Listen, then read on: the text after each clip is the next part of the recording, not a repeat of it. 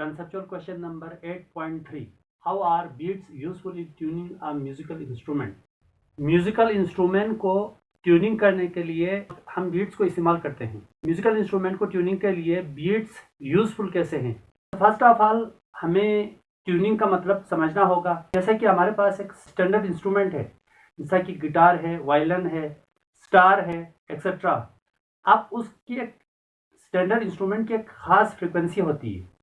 जब हम नया म्यूजिकल इंस्ट्रूमेंट बनाते हैं तो उसके जो वायर है हम लगाते हैं, अंदाजे से हम लगाते हैं, तो उस वक़्त हमारे पास जो फ्रिक्वेंसी है वो स्टैंडर्ड इंस्ट्रूमेंट की फ्रिक्वेंसी के बराबर फ्रिक्वेंसी नहीं होती। तो हम क्या करते हैं, हमने एक म्यूजिकल इंस्ट्रूमेंट बनाया है, उस म्यूजिकल इंस्ट्रूमेंट की फ्रिक्वेंसी को हम बराबर करना चाहते हैं स्टैंडर्ड इंस्ट्रूमेंट से। जो ऑलरेडी एक म्यूजिकल इंस्ट्रूमेंट बना हुआ है, उस स्टैंडर्ड म्यूजिकल इंस्ट्रूमेंट की जो फ्रिक्वेंसी के बराबर हम करना चाहते हैं। हमें क्या करना चाहिए, हमें इस मकसद के लिए हम क्या करेंगे, दोनों म्यूजिकल इंस्ट्रूमेंट को जो अभी अभी हमने बनाए हैं, जिनकी फ्रिक्वेंसी, जिनकी आवाज़ की जो फ्रिक्वेंसी अननोन है, और वो म्यूजिकल इंस्ट्रूमेंट जो ऑलरेडी बना हुआ है, जिनकी आवाज़ की फ्रिक्वेंसी हमें पता है वो स्टैंडर्ड इंस्ट्रूमेंट है, उन दोनों इंस्ट्रूमेंट को, नॉन फ्रिक्वेंसी के इंस्ट्रूमेंट और अननोन फ्रिक्वेंसी के इंस्ट्रूमेंट दोनों को हम बैक वक़्त हम बजाना शुरू करें। तो क्या होगा, हमें स्टार्टिंग में ये जो अननोन फ्रिक्वेंसी वाले जो इंस्ट्रूमेंट है उसकी जो फ्रिक्वेंसी है वो स्टैंडर्ड इंस्ट्रूमेंट की जो फ्रिक्वेंसी के बराबर नहीं होगी, तो उन दोनों फ्रिक्वेंसीज में डिफरेंट होगी। तो हमें बीट सुनाई देगा, हमें साउंड सुनाई देगी डिफरेंट इंटेंसिटी के, यानी कि अप एंड डाउन, यानी कि फ्रिक्वेंसी, ये कभी आवाज़ ऊंची हो रही, कभी आवाज़ मध्यम हो रही। इस तरह से हमें जो है वेरिंग इंटेंसिटी की आवाज़ हमें सुनाई देगी।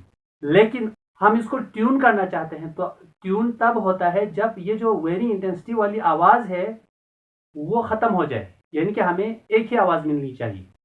यानी कि जब दोनों म्यूजिकल इंस्ट्रूमेंट को बजाया जाए तो आवाज़ की इंटेंसिटी में वेरिएशन ना हो, कभी ऊंची हो रही, कभी कम हो रही है, कभी दरमियाना, ऐसा ना हो। यानी कि आवाज़ की जो फ्रिक्वेंसी है, लेवल है, वो सेम हो। तब क्या होता है, तब उन दोनों इंस्ट्रूमेंट की फ्रिक्वेंसी सेम कंसिडर होता है। स्टार्ट में ऐसा नहीं होता। स्टार्ट में फ्रिक्वेंसी दोनों इंस्ट्रूमेंट को बजाते हैं तो हमें कभी आवाज़ ऊंची सुनाई देती है, कभी आवाज़ धीमी सुनाई देती है, कभी आवाज़ बिल्कुल ख़त्म हो जाती है। इस तरह से डिफरेंट इंटेंसिटी की आवाज़ हमें सुनाई देगी। तो हम क्या करेंगे, उस इंस्ट्रूमेंट की जो वायर है, धागे हैं, उनको हम टाइट करें, बजाना शुरू करें, फिर उसको लूज करें, यानी कि उन धागों को टाइट और लूज करते हुए तब तक उस इंस्ट्रूमेंट के जिनकी अननोन फ्रिक्वेंसी है, उस इंस्ट्रूमेंट के धागों के जो नेट है उसको टाइट करते हुए और या उसको थोड़ा सा ढीला करते हुए तब तक हमने ट्राई करते रहना है, जब तक ये जो अननोन फ्रिक्वेंसी वाले जो इंस्ट्रूमेंट है उसकी फ्रिक्वेंसी नॉन इंस्ट्रूमेंट की फ्रिक्वेंसी के बराबर ना हो। अब ये दोनों फ्रिक्वेंसी बराबर हो गई है, हमें कैसा पता चलेगा, हमें तब पता चलेगा जब यूं ही इन दोनों इंस्ट्रूमेंट की फ्रिक्वेंसी इक्वल हो जाए तो हमें एक कांस्टेंट इंटेंसिटी की आवाज़ सुनाई देगी। यानी कि आवाज़ कभी ऊंची कभी मध्यम नहीं होगी, सेम लेवल की आवाज़ हमें सुनाई देगी। तब हमें समझ आना चाहिए कि जो आपने म्यूजिकल इंस्ट्रूमेंट बनाया है वो ट्यून हो गई है। बीट्स बेसिकली जो है हमारे पास सुपरपोजिशन का एक टाइप्स है, जिसमें दो वेव मिलती है तो बीट्स क्रिएट होता है। अब दो वेव्स जिनके एम्पलीट्यूड भी सेम हो और उसमें फ्रिक्वेंसी में स्लाइटली डिफरेंस हो, तो उस वक़्त हमें वेरिंग इंटेंसिटी की आवाज़ सुनाई देती है, उसको हम बीट्स कहते हैं। उन दोनों फ्रिक्वेंसीज का आप डिफरेंस निकालें, उस डिफरेंस आप फ्रिक्वेंसी को कहते हैं बीट फ्रिक्वेंसी। तो अगर उनमें डिफरेंस एक है तो हमें एक ऊंची आवाज़ सुनाई देगी। अगर उन दोनों फ्रिक्वेंसीज में दो का डिफरेंस है तो हमें दो ऊंची आवाज़ सुनाई देगी। अगर तीन का डिफरेंस है तो तीन हमें ऊंची आवाज़ सुनाई देगी, या तीन दफ़ा आवाज़ गायब हो जाएगी। सो हमारा जो मकसद है इससे नहीं है कि नंबर ऑफ जो बीट्स कितनी है, लेकिन हमारा मकसद था कि इन दोनों इंस्ट्रूमेंट के फ्रिक्वेंसी को सेम करना। तो हमने जो स्टैंडर्ड इंस्ट्रूमेंट के साथ हमने बिल्कुल नहीं छेड़ना, लेकिन जो नॉन स्टैंडर्ड इंस्ट्रूमेंट जो अभी हम बना चुके हैं, जिनकी फ्रिक्वेंसी हमें नहीं पता, उसके धागों के नेट के साथ छेड़ते हुए नेट को कभी क्लोज करें, कभी टाइट करें, कभी ओपन करें। इस तरीके से, इस तरह करके हम उस अननोन इंस्ट्रूमेंट की फ्रिक्वेंसी को हम स्टैंडर्ड इंस्ट्रूमेंट की फ्रीक्वेंसी के बराबर कर सकते हैं। इस तरह से बीट्स को हम म्यूजिकल इंस्ट्रूमेंट की ट्यूनिंग के लिए हम इस्तेमाल करते हैं। अब स्टूडेंट के जहन में क्वेश्चन अराइज होता है कि ट्यूनिंग करने की क्या ज़रूरत है। देखिए, स्टैंडर्ड इंस्ट्रूमेंट के साथ हम ट्यूनिंग नहीं करेंगे तो वो जो म्यूजिकल साउंड है, डिज़ायर्ड म्यूजिकल साउंड है, जो हमें चाहिए वो आवाज़ नहीं मिलेगी। इसलिए डिज़ायर्ड फ्रिक्वेंसी की आवाज़ को क्रिएट करना ज़रूरी है, इसलिए हम म्यूजिकल इंस्ट्रूमेंट को ट्यूनिंग करते हैं। Conceptual question 8.4 two waves pulses traveling in opposite direction completely cancel each other as they pass. What happens to the energy possessed by the waves? Wave pulse का मतलब है वेव्स ही है। Waves को हम waves pulses भी कहते हैं। जब दो वेव्स, यहाँ पर जो दो वेव्स का मतलब है दो सिमिलर वेव्स है जिनकी फ्रीक्वेंसी और एम्पलीट्यूड सेम हो और वो दोनों वेव्स अपोजिट डायरेक्शन में मूव कर रही है। तो जब दो सिमिलर वेव्स अपोजिट डायरेक्शन में मूव करे तो एक पॉइंट पर वो दोनों मिलती है, वो दोनों सुपरपोज करती हैं। तो एनर्जी के साथ क्या होगा, यानी कि हम जानते हैं जब वेव्स एक जगह से दूसरी जगह जाती है तो एनर्जी साथ लेकर जाती है। तो यहाँ पर ये दो वेव्स मिल रही है और उन दोनों का इफेक्ट वो आपस में कैंसिल कर रही है, उन दोनों का इफेक्ट कैंसिल हो रहा है। तो एनर्जी के साथ क्या होगा, क्या यहाँ पे एनर्जी होगी या नहीं होगी, क्या एनर्जी एक जगह से दूसरी जगह ट्रांसफ़र होगी या नहीं होगी, इसके बारे में हमने डिस्कस करना है।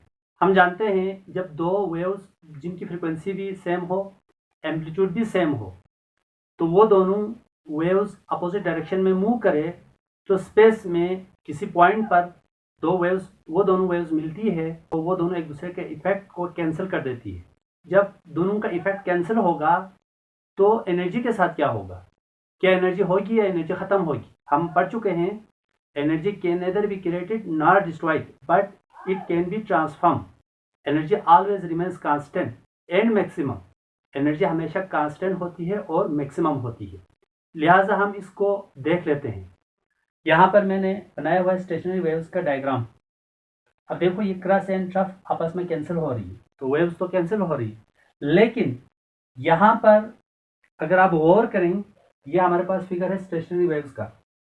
अगर आप यहाँ पर गौर करें तो ये जो मीन पोजीशन है, ओ मीन पोजीशन से ऊपर का जो पोर्शन है वो हमारे पास क्रस्ट है, ये सारे क्रस्ट है। जबकि मीन पोजीशन से नीचे जो है वो वाला हमारे पास क्या है, ट्रफ है। ये भी ट्रफ है, ये भी ट्रफ है, ये भी ट्रफ है और ये भी ट्रफ है। इस पॉइंट पे जरा गौर करें, इन दोनों, ये पॉइंट, ये पॉइंट, ये पॉइंट, ये पॉइंट और ये पॉइंट, ये जो पॉइंट है, ये जो मैंने रेड कलर किया हुआ है, यहाँ पर वाइब्रेशन की एम्पलीट्यूड 0 है। तो वाइब्रेशन की एम्पलीट्यूड 0 होने का मतलब ये है कि इन पॉइंट्स पर मीडियम के जो ज़रात है वो रेस्ट में है, वो आगे पीछे मूव नहीं कर रहे। अगर मीडियम के ज़रात रेस्ट में है तो उसी ने तो एनर्जी को आगे ट्रांसफ़र करना है। जब मीडियम के ज़रात रेस्ट में है तो इसका ये मतलब है कि यहाँ पर एनर्जी ट्रांसफ़र नहीं हो रही। दूसरे पॉइंट को ज़रा आप देख लें, इसको मैं ब्लू कलर से करूँगा। ये पॉइंट, ये पॉइंट है, ये पॉइंट, ये पॉइंट, ये जो पॉइंट है, यहाँ पर वाइब्रेशन या ऑसिलेशन की एम्पलीट्यूड मैक्सिमम है। इस पॉइंट से तो एनर्जी गुजर रही है। जहाँ पर एम्पलीट्यूड 0 थी तो हमने कहा यहाँ पे पार्टिकल रेस्ट में है, इसके थ्रू एनर्जी ट्रांसफ़र नहीं होगी। इन पॉइंट को हम कहते हैं नोड। इसको मैं रेड लाइन से शो करूँगा, एन। नोड को कैपिटल एन से शो करते हैं। ये हमारे पास है नोड, ये हमारे पास नोड है और ये हमारे पास नोड है। नोड मीन्स जहाँ पे वाइब्रेशन की एम्पलीट्यूड 0 हो, लेकिन यहाँ पर एम्पलीट्यूड मैक्सिमम है, तो ये हमारे पास कहलाता है एंटी नोड। एंटी नोड को हम लिख देते हैं कैपिटल ए से। ये हमारे पास एंटी नोड है।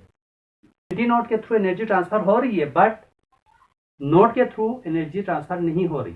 तो इसका मतलब ये है स्टेशनरी वेव्स के अंदर एनर्जी खत्म तो नहीं हो रही है, लेकिन एनर्जी 2 पॉइंट के दरमियान ऑसिलेट कर रही है। यानी कि एनर्जी एक्सट्रीम और मीन पोजीशन के दरमियान ऑसिलेट कर रही है।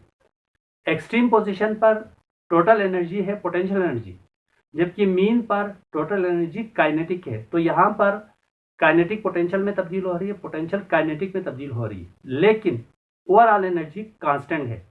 इन दोनों का सम कांस्टेंट है। स्टेशनरी वाइज में एनर्जी जस्ट 2 पॉइंट के दरमियान ऑसिलेट करती है।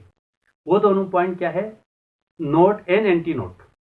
नोड पर एनर्जी काइनेटिक होती है, एंटी नोड पर एनर्जी पोटेंशियल।